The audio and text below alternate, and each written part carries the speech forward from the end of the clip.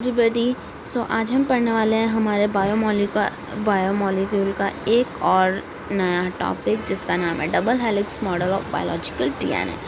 चलो स्टार्ट करते हैं इसको। इससे पहले हमने protein, nucleic acids, carbohydrates, lipids ये सब कुछ कवर कर लिया है। अब हम नए कदम की ओर बढ़ चुके हैं। चले नया कदम रखते हैं और नई सीढ़ी पर चढ़ते हैं।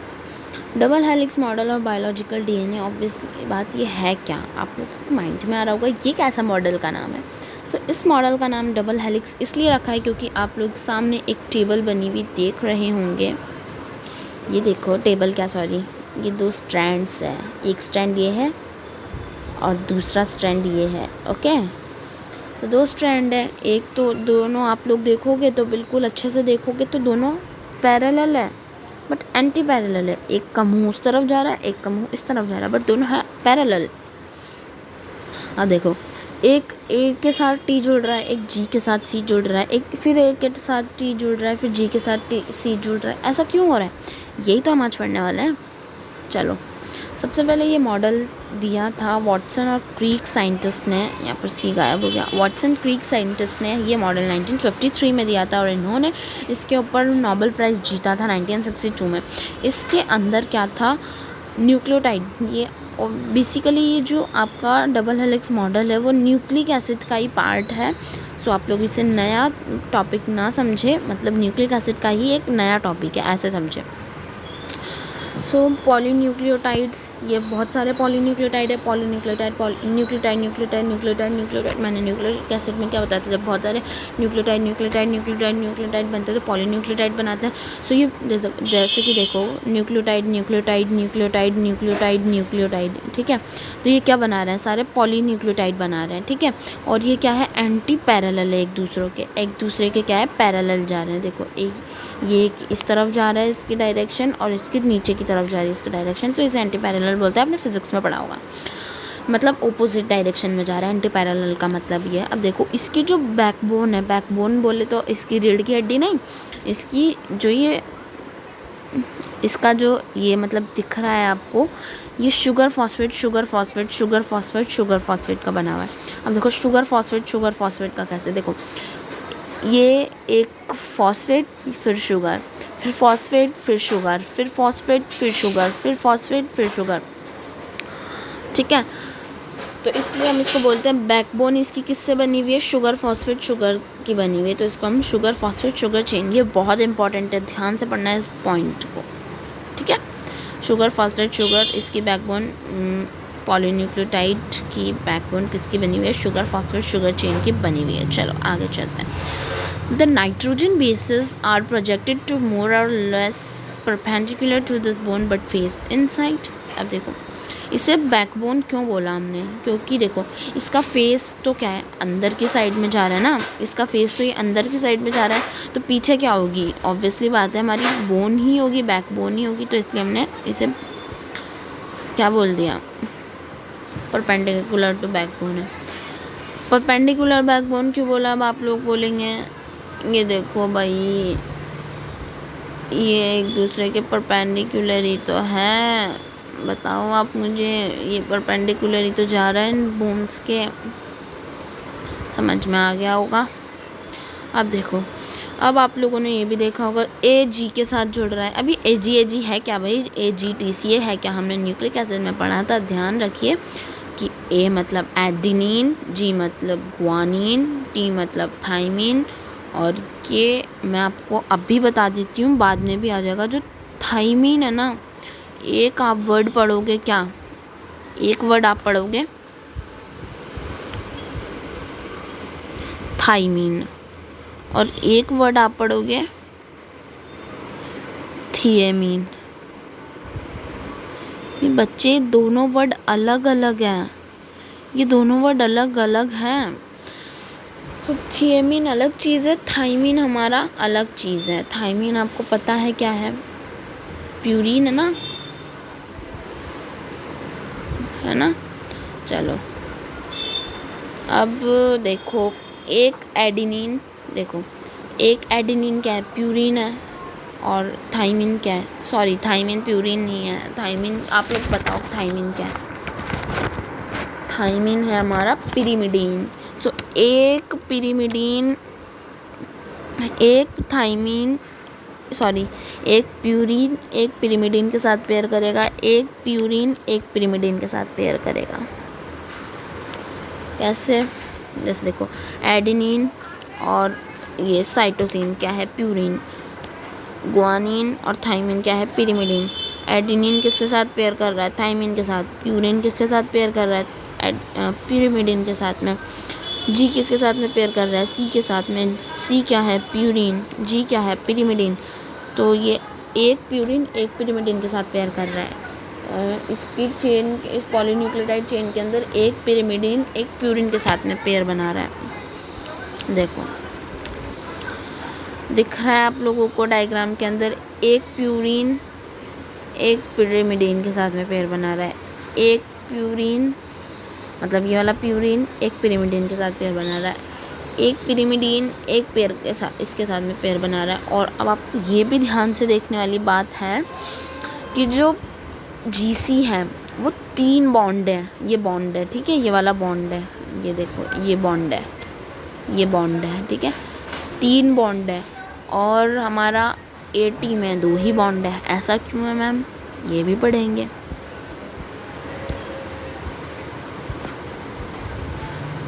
चलो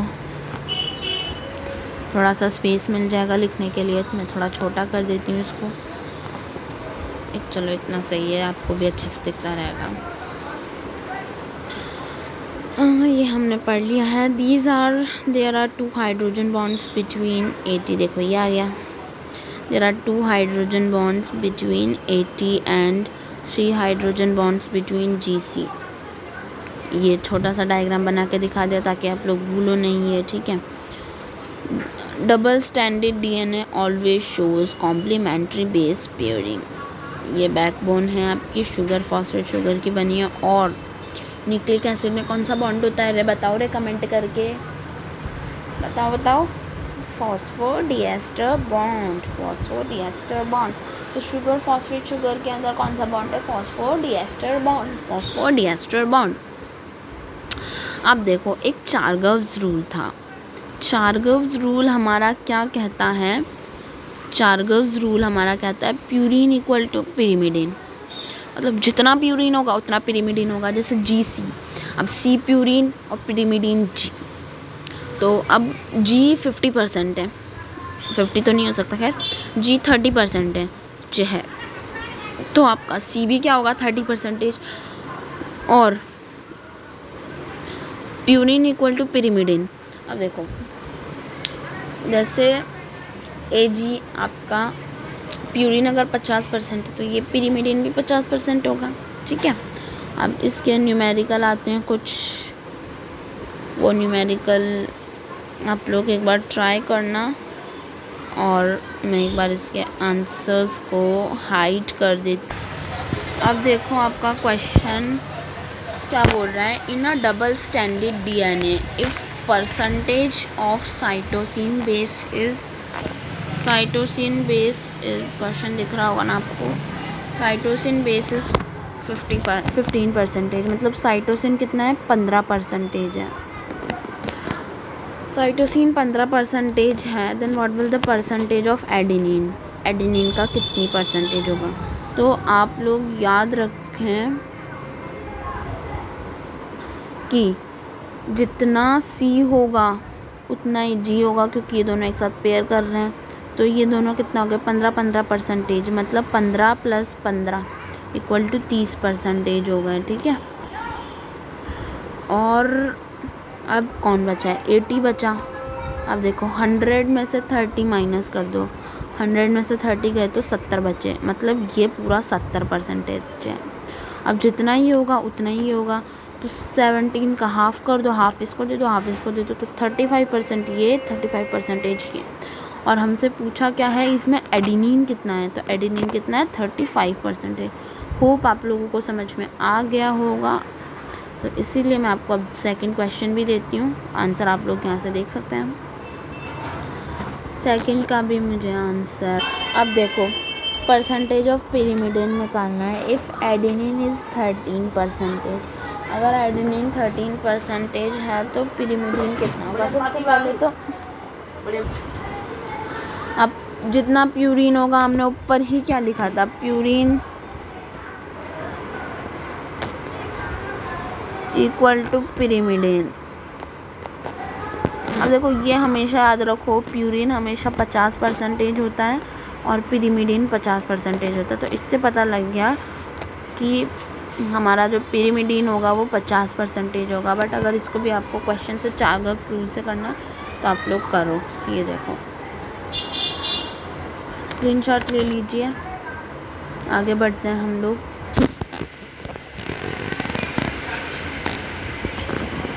ईच स्ट्रैंड अपीयर्स लाइक अ हेलिकल स्टेयरकेस। हेलिकल स्टेयरकेस बोले तो यूँ घुमा हुआ स्टेयरकेस, जैसे बिजली के खंभे के ऊपर चढ़ने के लिए जो इलेक्ट्रिशियन होता है वो अपने साथ में सीढ़ियाँ लाता है, उसे हम स्टेयरकेस बोलते हैं। बट ये कैसी स्टेयरकेस है? हेलिकल स्टेयरकेस की तरह अपीयर होती है, मतलब थोड़ी सी घूमी घूमी घूमी घूमी घूमी घूमी घूमी घूमी घूमी घूमी। तो ठीक है, अब देखो each step of accent is represented by a pair of basis at each step of accent. अब एसेंट क्या होता है? ऊपर से नीचे की ओर चढ़ना, ठीक है। The strand turns 36 degree. अब जैसे ये यहाँ पे चढ़ा तो ये 36 डिग्री घूम गया, फिर ये यहाँ पर चढ़ा, फिर से 36 डिग्री घूम गया, फिर ये यहाँ से यहाँ तक चढ़ा तो फिर से 36 डिग्री घूम गया। ये जैसे जैसे ऊपर चढ़ता जाता है वैसे वैसे, जैसे देखो ईच बेस पेयर आपको क्या है, ये आपको देखो ऐसी स्ट्रक्चर। एक मिनट रुक जाओ,